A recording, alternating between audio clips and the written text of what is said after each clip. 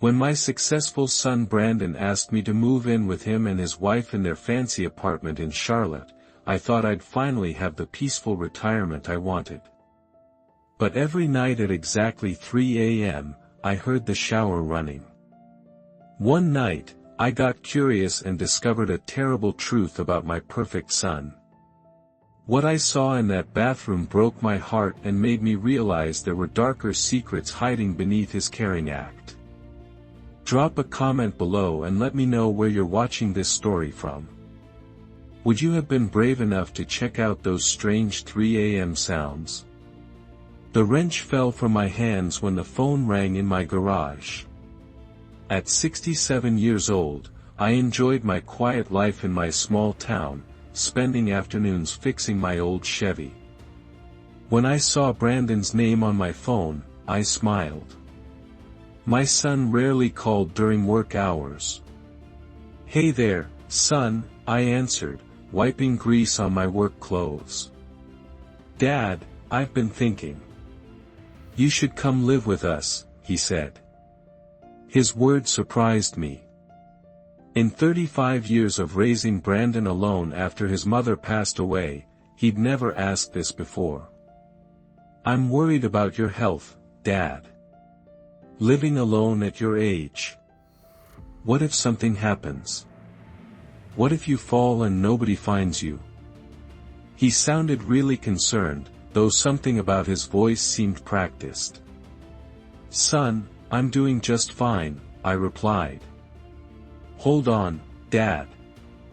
Hannah wants to talk." My daughter-in-law's sweet southern voice came through the phone. "Hi, Dad Graham. We have this beautiful spare room with a city view. I could cook for you, and Brandon would feel so much better knowing you're safe with us." The way she called me Dad touched my heart. I'd missed having family around. Brandon got back on the phone. "It's our family duty, Dad. Mom would have wanted us to take care of each other." Talking about Sarah's memory made my decision easy. After an hour of gentle talking, I agreed to pack up my life. The next week passed quickly with packing boxes and saying goodbye.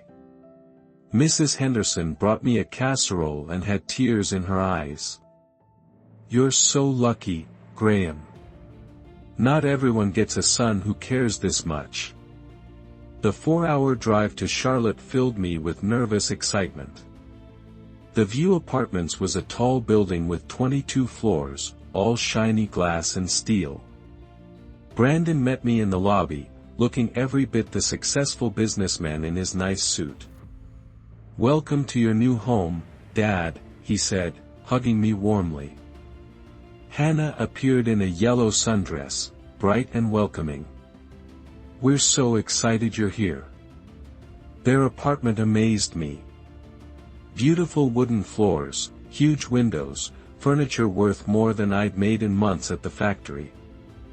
My room had a view of a small park, a new television, and a comfortable reading chair. Dinner was better than I expected. Brandon shared stories from his latest business deals, his eyes bright with success.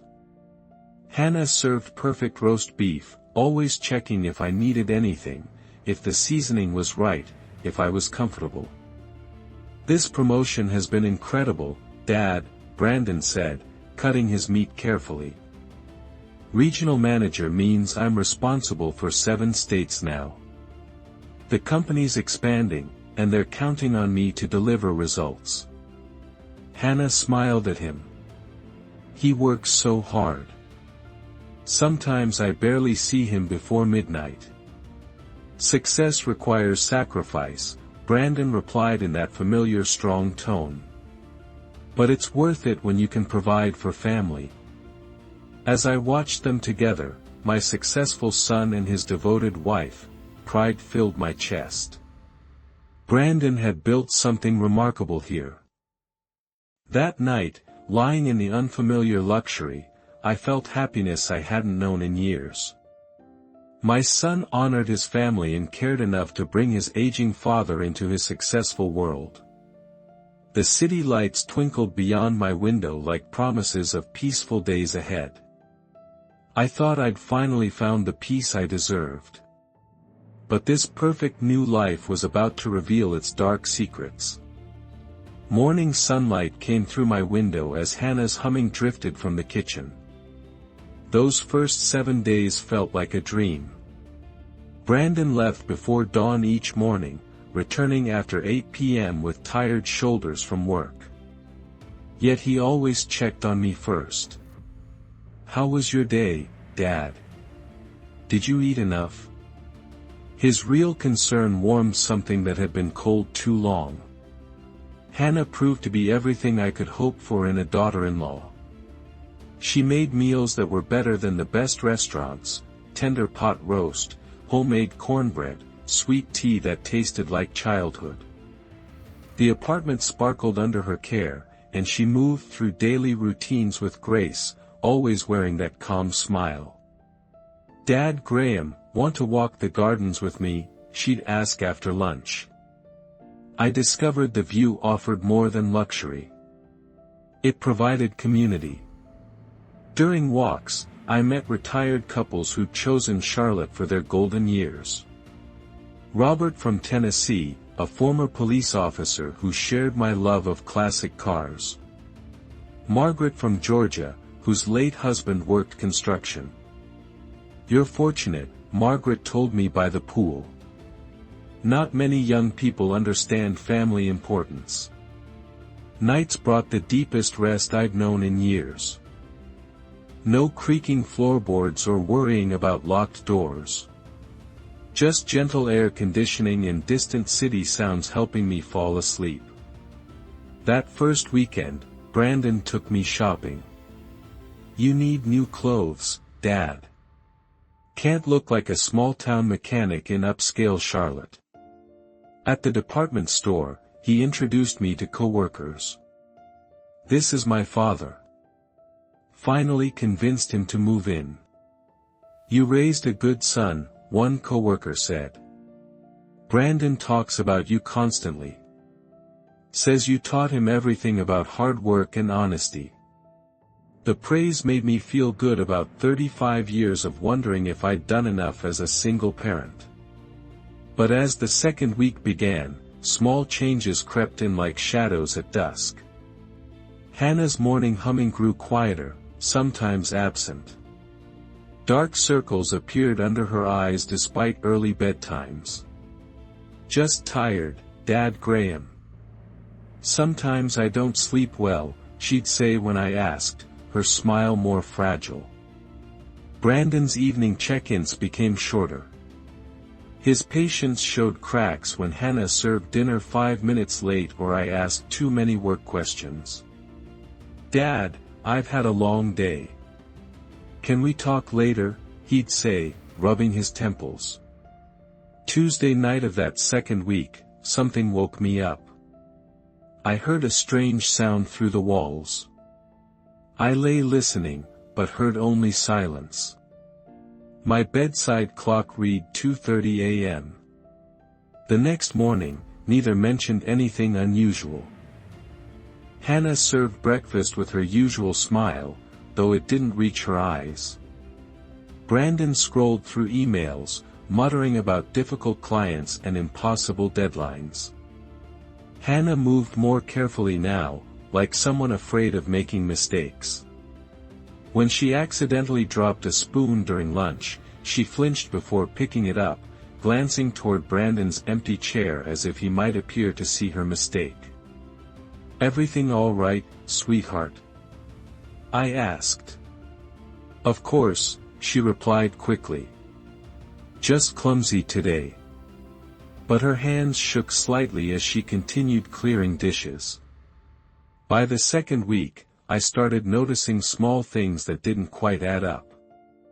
The heat wave that hit Charlotte that week made everyone dress lighter. Yet Hannah continued wearing long sleeves and high necklines. Even during our afternoon walks, when temperatures soared into the 90s, she'd come out covered from wrist to throat. "Aren't you burning up in that sweater, honey?" I asked one hot Tuesday. "Oh, the air conditioning makes me cold," she replied, tugging at her sleeves. "I'm always freezing indoors." But I'd noticed the apartment stayed at a comfortable 72 degrees. That morning, I'd walked into the kitchen early, hoping to help with breakfast. Hannah stood at the sink washing dishes, her back to me. Her sleeves were pushed up past her elbows for the first time since I'd arrived. Dark purple marks circled her left wrist like a twisted bracelet. The sound of my footsteps made her spin around, yanking her sleeves down so quickly she knocked over the soap bottle. "Good morning, Dad Graham," she said, her voice higher than usual. "You're up early.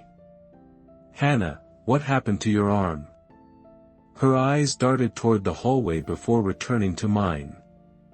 "Oh, that. I'm so clumsy lately. Yesterday, I was carrying groceries and caught my wrist on the car door handle. You know how easily I bruise." The explanation sounded rehearsed, but her nervous smile stopped me from asking more questions. Over the following days, I watched her move through the apartment like someone walking through a minefield. She checked and double-checked everything: the temperature of Brandon's coffee, the seasoning in his food, the exact placement of his newspaper and reading glasses. When she vacuumed, she moved furniture back to exact positions, measuring distances with her eyes. Brandon's mood had changed too. He'd returned from work with a stormy look on his face, offering no explanation. The easy conversation from our first week had disappeared. Thursday evening brought the worst dinner yet. Hannah had prepared Brandon's favorite, grilled salmon with asparagus. But something about it made him angry. "This fish is overcooked," he announced, pushing his plate away. "How many times do I have to tell you?" 8 minutes per side. No more. "I'm so sorry," Hannah whispered, her hands trembling as she reached for his plate. "I must have lost track of time. Let me make you something else." "Don't bother. I've lost my appetite." The silence stretched until I couldn't stand it anymore. "Tastes fine to me, son. Your wife's a wonderful cook." Brandon's head snapped up, his eyes meeting mine with an intensity that made my stomach clench. For several heartbeats, nobody moved. Then his expression smoothed into something normal. "Of course, Dad. I'm just tired. Long day at the office." But his tone carried an edge I'd never heard before. Hannah excused herself early, claiming a headache. I helped clear the table while Brandon disappeared into his home office, closing the door harder than necessary. Around 11 that night, raised voices came through the walls between our rooms. The words weren't clear, but the tone was unmistakable: anger from one voice, pleading from another. I pressed my ear to the wall, trying to understand the muffled conversation, but it ended suddenly. Friday morning, Hannah appeared for breakfast wearing a turtleneck, despite the weather forecast predicting another hot day. A red mark peeked above the collar near her jawline. "Mosquito bite," she explained before I could ask, touching the spot self-consciously. "They're terrible this year. But mosquitoes don't leave marks that look like fingerprints." Something was happening in this house after dark, and I was determined to find out what. The digital clock's green glow read exactly 3 o'clock in the morning when the sound of rushing water woke me from sleep. Not the gentle flow of a bathroom faucet, but the powerful rush of a shower running at full force. I lay still in the darkness, listening. The sound came from the master bathroom, separated from my room by a shared wall. After 15 minutes of steady flow, it stopped as suddenly as it had begun, leaving the apartment in complete silence. Sleep wouldn't come for the rest of the night. Who takes a shower at 3 o'clock in the morning? Was someone sick? Had there been an emergency I'd missed? At breakfast, I decided to ask directly. Brandon sat at the kitchen island scrolling through emails on his phone while Hannah prepared his usual scrambled eggs, wheat toast, and black coffee. Everything all right last night, son? I heard the shower running pretty late. Brandon's fingers paused over his phone screen. When he looked up, his expression held none of the warmth I'd grown used to. Work stress, Dad. Sometimes I can't sleep, so I take a cold shower to clear my head. Hope it didn't disturb you. Oh, no trouble at all. Just wanted to make sure nobody was feeling poorly. Hannah remained silent throughout the conversation, her back turned as she worked at the stove. When she finally brought Brandon his plate, I noticed her hands weren't quite steady. Maybe try some chamomile tea before bed, I suggested.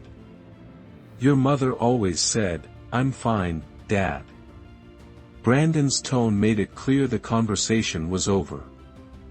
The second night, 3 o'clock brought the same loud shower sounds. But this time, underneath the water's roar, I caught something else, voices. Muffled and unclear, but definitely two people talking. The tone suggested disagreement, though I couldn't make out words. Again, 20 minutes of water, then sudden silence. The third night, I lay awake from 2:30 onward, waiting. 3 o'clock came and went without a sound. Maybe Brandon had found another way to manage his stress. But the fourth night shattered any hope that the pattern had ended. The shower started exactly at 3 o'clock, and this time the voices were clearer. One deeper and commanding, another higher and pleading. And underneath it all, a sound that made my chest tighten, quiet sobbing. I found myself sitting up in bed, straining to hear more. The crying was definitely female, soft and desperate, barely audible over the water. When everything went quiet 22 minutes later, I remained awake until dawn. Sleep became hard to find. Each night I'd lie in bed from 2:30 onward, listening for sounds that might or might not come. Some nights brought the shower sounds. Others passed in silence. The unpredictability made it worse somehow, like waiting for a storm that might never arrive. Brandon's explanation about work stress began to feel hollow. What kind of stress required such a specific response? And why did Hannah grow more withdrawn each day, her smiles becoming increasingly forced? During my morning walks with the neighbors, I found myself looking at other apartments, wondering if anyone else heard unusual sounds at night. But the view's construction was solid, designed for privacy and quiet living. You look tired, Graham, Margaret mentioned one afternoon by the pool. Everything settling in all right? Just adjusting to city sounds, I replied, not ready to voice my growing concerns. But lying awake that fifth night, listening to the familiar rush begin at exactly 3 o'clock, I knew this wasn't about adjustment or city living. This was about something far more troubling happening just beyond my bedroom wall. I'd spent 30 years supervising workers. I knew the sound of trouble when I heard it. That night, I positioned myself deliberately. At 2:58, I lay fully clothed on top of my covers, every muscle tense with anticipation. Whatever was happening in this apartment, I was going to witness it firsthand. 3 o'clock arrived with mechanical precision. The shower roared to life. But this time, I was ready. Slipping from my bed, I moved through the darkened hallway with the careful steps of a man who'd spent decades walking factory floors without making noise. The apartment's layout worked in my favor. A long corridor connected all the bedrooms, and the master bathroom sat at the far end. As I drew closer, voices became clear beneath the water's rush. Brandon's tone carried authority and threat, while a higher voice pleaded in response. My heart pounded against my ribs as I approached the partially open door. What I saw through that narrow gap will haunt me until my dying day. Hannah stood beneath the shower's full force, fully clothed in her nightgown, the fabric clinging to her shivering body. The water ran cold, I could tell from the way her whole body shook with each second under the stream. Brandon gripped her hair with one hand, holding her head back, forcing her to take the icy water directly in her face. "Next time you embarrass me in front of my father," he hissed, his voice barely audible over the water, "remember this feeling. Remember how helpless you are." Hannah's response was barely a whisper. "I'm sorry. I'm so sorry. Please, Brandon. I didn't mean, shut up." His grip tightened. "You made me look bad when you dropped that plate at dinner. Like I can't provide a wife who has basic coordination." She dropped a plate. I hadn't even noticed. But apparently, that small accident had earned this torture. My first thought was to burst through that door, to grab my son and throw him against the wall. But 30 years of managing dangerous situations had taught me the value of thinking strategically. If Brandon discovered me now in his current state of rage, what might he do to Hannah? What might he do to me? Hannah's legs gave out, and she would have collapsed if not for Brandon's grip on her hair. Her quiet sobs mixed with the water's roar, creating a sound of suffering that cut through my soul like glass. "Are you going to be more careful?" Brandon demanded. "Yes," she gasped. "Yes, I promise." "Good. Because next time it won't just be cold water." The threat hung in the air like poison. I backed away from the door, my legs trembling so badly I nearly stumbled. Somehow I made it to my room and closed the door silently behind me. I collapsed onto my bed, my mind reeling. The son I'd raised, the boy I'd taught to respect women, to protect those weaker than himself, had become a monster. Every principle I'd tried to teach him had been twisted into something dark and cruel. Sleep was impossible. I lay there until dawn, my thoughts racing between horror and strategy. Confronting Brandon directly could make his violence worse. Calling police without evidence might make things worse for Hannah. But doing nothing meant being part of her suffering. By morning, one thing had become clear in my mind. I couldn't save Hannah with anger alone. I needed to be smarter than my son, more calculating than the predator he'd become.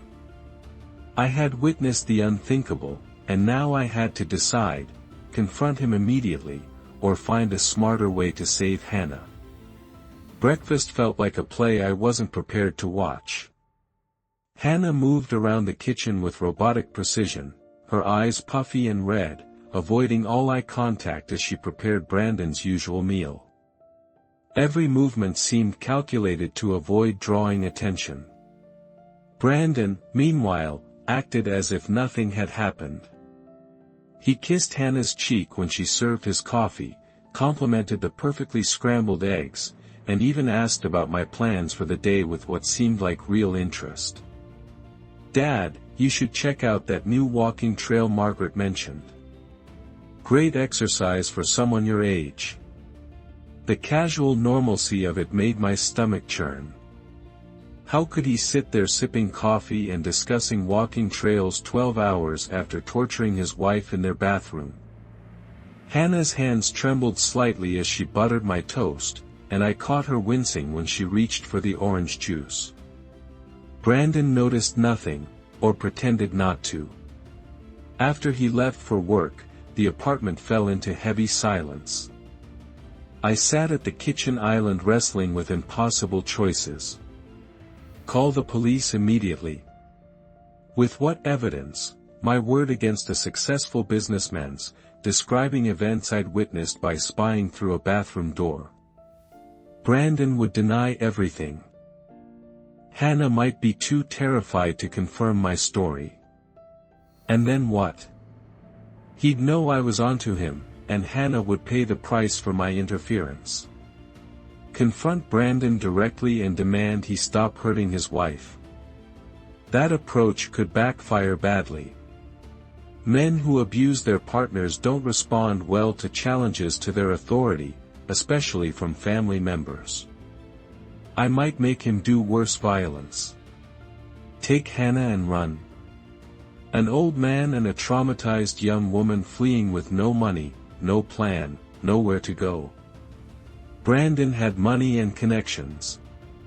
He'd find us, and when he did, Hannah would suffer consequences I couldn't bear to imagine. Sarah's voice echoed in my memory from years past, advice she'd given me during a difficult decision at the factory. Think before you act, Graham. But don't think so long that you fail to act at all. The answer came to me gradually. Hannah needed to know she wasn't alone, that someone had witnessed Brandon's cruelty and believed her. But more than that, she needed to be part of any solution. This was her life, her choice to make. I could offer support, but I couldn't rescue her without her consent and cooperation.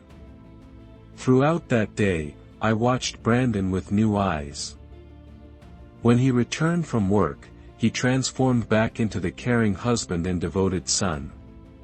He brought Hannah flowers, just because, and spent 20 minutes asking about my day, listening with apparent interest to my boring activities. The performance was flawless. No wonder Hannah felt trapped. Who would believe that this charming, successful man was capable of such cruelty? He'd probably been perfecting this double nature for years, maybe his entire adult life. I recognized the type from my factory days, supervisors who could be your best friend in front of management and your worst enemy when no one was watching. Brandon had simply applied those manipulation skills to his marriage. That evening, as I listened to his animated discussion of a new client, I realized I was looking at a master manipulator. Someone who understood exactly how to present different faces to different audiences, how to isolate his victim while maintaining his public image. My plan became clear. Tomorrow, when Brandon left for work, I would approach Hannah carefully and gently. I would tell her what I'd seen, assure her that I believed her, and ask how I could help. Whatever she decided, I would support her decision. I knew what I had to do, but I had no idea how dangerous that conversation would become. The sound of running water led me to the kitchen, where Hannah stood at the sink washing dishes with the robotic movements of someone trying to stay busy. Her shoulders tensed when my footsteps approached. "Hannah, I need to talk to you about something important." She spun around, eyes wide with the kind of panic I'd seen in factory workers who thought they were about to be fired. "Did I do something wrong? Is it about breakfast?" "I know the eggs were a little." "No, sweetheart. You didn't do anything wrong." I kept my voice gentle, the way I used to speak to Brandon when he was small and frightened. "I'm worried about you." Her hands gripped the dish towel so tightly her knuckles went white. "I don't understand. I saw what happened in the bathroom last night." The towel fell from her hands as her legs gave out. She sank into one of the kitchen chairs, her face crumpling as sobs shook her entire body. Not the quiet, held-back crying I'd heard through the walls, but deep sounds of someone who'd been holding back tears for far too long. "Please, she gasped between sobs. "Please don't tell him you know. He'll kill me. He's told me he'll kill me if anyone ever finds out." I knelt beside her chair, placing a gentle hand on her shoulder. "Hannah, listen to me. I'm not here to make things worse. I'm here to help you." It took 20 minutes for her to calm down enough to speak clearly. The story that came out made my blood run cold. 18 months of getting worse abuse. Brandon's threats to destroy her reputation, to make sure no one would ever believe her if she tried to leave.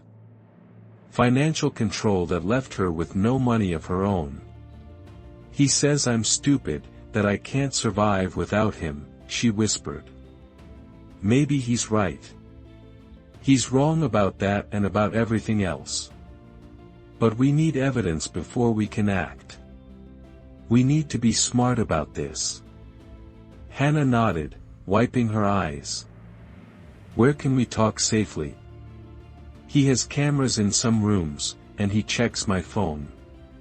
"His office," I suggested. "He'd never record himself." Brandon's home office was like a shrine to his success, awards on the walls, expensive furniture, everything perfectly organized. Hannah moved nervously toward the window while I looked at his desk, searching for anything that might help us understand his methods of control. What I found made my hands shake. Medical records with my name documenting early cognitive decline and inability to make sound financial decisions. A glossy brochure for Sunset Manor, one of Charlotte's most expensive nursing homes. Email drafts addressed to lawyers discussing guardianship proceedings and asset management. "Hannah," I called, my voice shaking. "Come look at this." She read over my shoulder, her face growing pale. "Oh my God. He's been planning this since before you moved in." The pieces fell into place with sickening clarity. The concerned phone calls about my health. The insistence that I needed care. The way he'd isolated me from my old life, making me dependent on his version of family. "He doesn't just want to control you," I said, sinking into Brandon's leather chair. "He wants to control both of us. Your freedom, my assets, everything." Hannah's hand found mine. "We're both his victims." For the first time since I'd witnessed that horrible scene, I felt something other than helpless rage. I felt determination. Brandon had made a crucial mistake. He'd underestimated both of us. He saw Hannah as a weak woman he could break, and me as a confused old man he could manipulate. He was wrong on both counts. "We're going to stop him," I said, squeezing Hannah's hand. "But we have to be smarter than he is." Hannah straightened in her chair, and for the first time since I'd arrived, I saw steel in her eyes. "What do we need to do?" We weren't just fighting for Hannah's freedom anymore. We were fighting for both our lives. From the privacy of my bedroom, I called the number Hannah had found in the phone book. Robert Martinez, family law attorney, answered on the third ring. "Mr. Martinez, I need help with a domestic violence situation," I said quietly, keeping my voice low even though Brandon was at work. "Are you in immediate danger, sir?" "Not me directly, but my daughter-in-law is. And there's financial elder abuse involved too." His tone sharpened with professional interest. "I can see you today if necessary." "What evidence do you currently have?" "Eyewitness testimony to physical abuse and documents showing fake medical records about my mental capacity." "Good start. You'll need audio recordings, photographs of injuries, medical documentation, and written records of threats. Can you gather these safely?" Over the next week, Hannah and I became careful partners in this plan. She bought a small digital recorder with her grocery money, hiding it in her pocket during Brandon's increasingly frequent verbal attacks. The audio quality wasn't perfect, but it captured his threats clearly. "You're worthless," his voice hissed through the tiny speaker during our review session. "Nobody would want you if they knew how pathetic you really are." Hannah's response was barely audible. "I'm sorry. I'll try harder." "You'd better. Because if you ever embarrass me again, you'll regret it." While Brandon worked, I photographed every document in his office: the fake medical evaluations, the nursing home brochures, email correspondence with lawyers about guardianship proceedings. Each image went to a secure email account that Hannah had created using the library's computers.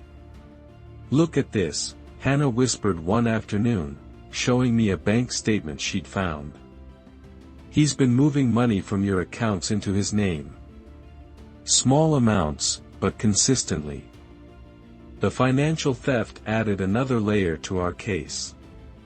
Martinez had been right: we needed complete evidence of both crimes. 3 weeks into our evidence gathering, Hannah revealed the complication that changed everything. "Graham, I need to tell you something." She sat across from me in the apartment's small library, hands folded protectively over her stomach. "I'm pregnant. 8 weeks." My heart clenched. "Does Brandon know?" "Not yet. I'm terrified to tell him. He's always said he doesn't want children, that they'd interfere with his career." The pregnancy added urgency to our timeline. Hannah couldn't endure much more abuse in her condition, and we couldn't risk Brandon discovering her secret before we were ready to act. Martinez helped us contact Safe Harbor, Charlotte's women's shelter, arranging a bed for Hannah when the time came. We also alerted Detective Tom Bradley at Charlotte PD, giving him advance notice of the domestic violence situation without revealing our specific timeline. "When you're ready to act, call immediately," Bradley advised. "Don't wait. Don't give him time to destroy evidence or hurt anyone." I spent hours at the library researching my legal rights and gathering medical records proving my mental competency. Dr. Williams, my physician back home, provided written testimony that I'd never shown signs of cognitive decline. Hannah practiced her escape route, from the apartment to the parking garage, then to Safe Harbor. We rehearsed what she'd say to Brandon when she asked for the divorce, how she'd get out safely if he became violent. Friday, Martinez confirmed during our final phone consultation. "Serve him with papers on Friday evening. Hannah, you leave immediately afterward. Graham, you call 911 the moment things escalate."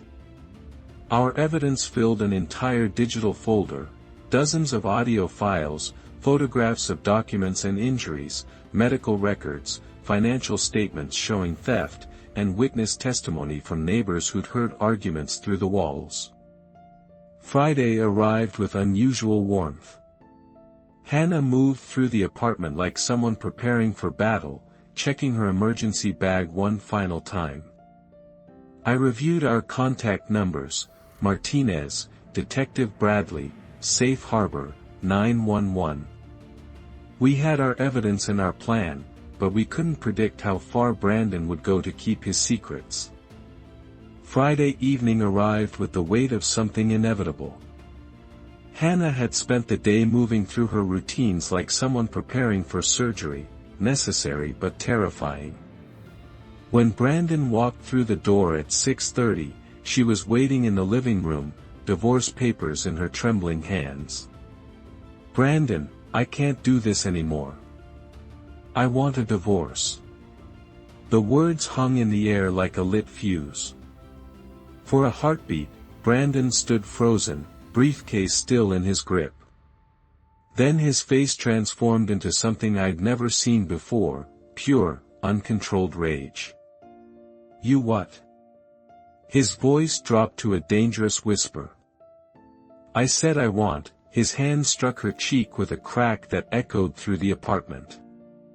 Hannah stumbled backward, papers scattering across the hardwood floor. That's enough, I shouted, rising from my chair. I'm calling 911. Brandon whirled toward me, his eyes wild. Nobody's calling anybody. This is my house, my wife, my business.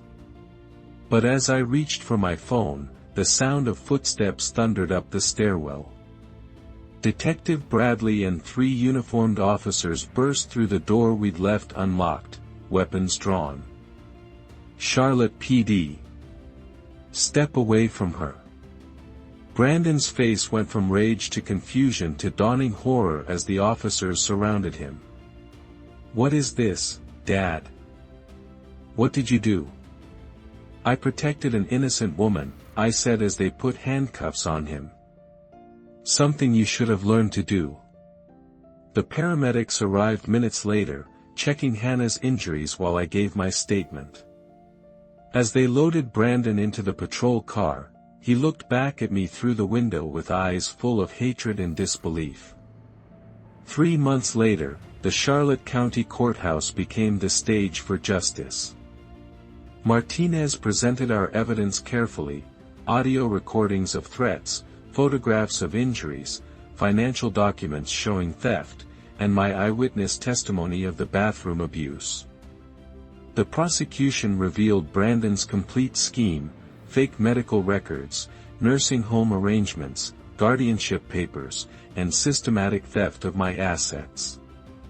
He'd planned to have me declared incompetent within 6 months, gaining control of my life savings while keeping Hannah trapped through fear and isolation. Judge Patricia Williams showed no mercy. Mr. Brandon Mitchell, you have violated the trust of both your wife and your father in the most terrible ways possible. This court sentences you to 5 years in state prison with a permanent restraining order against both victims and full financial payback. Hannah received full custody of our unborn child and all marital assets. Brandon's lawyer's attempts to claim his innocence fell apart under the weight of evidence. 6 months after that terrible Friday night, I moved into a cozy 1-bedroom apartment just 3 blocks from Hannah's new home. She'd used her settlement to buy a small house with a garden, far from the luxury tower that had been her prison. Emma arrived on a sunny Tuesday morning in March, 7 pounds of perfect health and her mother's gentle spirit. As I held my granddaughter for the first time, her tiny fingers wrapped around mine, I felt a completeness I hadn't known was missing. Thank you, Hannah whispered from her hospital bed. For everything. Thank you for being brave enough to fight back. Standing up to family members is the hardest thing you'll ever do. But protecting innocent people is always worth the pain. Real men don't use power to control, they use it to protect. Today, as Emma takes her first steps in Hannah's garden while I watch from my favorite chair, I understand something important about family. Sometimes losing a son means gaining a real family, one built on love, respect, and the courage to do what's right. Looking back on this journey, I've learned that stories like mine teach us the hardest truths about family. Sometimes the people we love most are capable of the greatest cruelty. But the darkest moments can show us that real strength isn't about blood relations. It's about standing up for what's right. These stories remind me that age doesn't make us powerless. At 67, I discovered I still had the courage to fight battles I never imagined facing. When I see other stories in the news, I think about Hannah and Emma, and I know that speaking up was worth every painful moment. Many stories end with isolation and regret. But mine became about redemption and new beginnings. Sometimes we must make the hardest choice, choosing what's right over family loyalty. The most meaningful stories aren't just about the pain inflicted, but about the healing that follows. Today, watching Emma play in her mother's garden, I see grace in action. Our suffering turned into strength, our fear into freedom. If my story touches you, please don't stay silent. Share this video with someone who might need hope. Leave a comment about your own experiences. Sometimes one person's courage to speak up can save another's life. Together, we can break the cycle of silence that protects abusers and abandons victims.